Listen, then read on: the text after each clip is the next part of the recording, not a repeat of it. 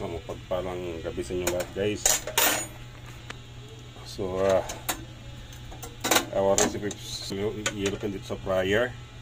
Yan, hindi ko siya ganong luto. So ibabalik natin, no, inihaw na ilupin sa fryer. Yan pa natin inihaw yan guys. So hindi pa siya ganong luto guys. So ibabalik natin siya, no, sa para magluto ulit.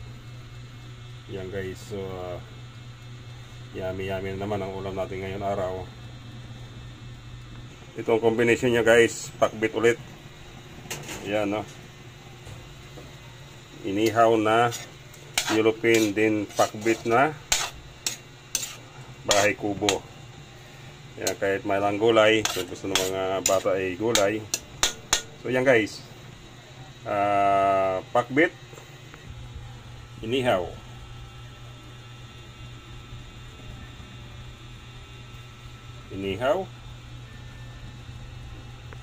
pakbit. Yan, pansira ng diet.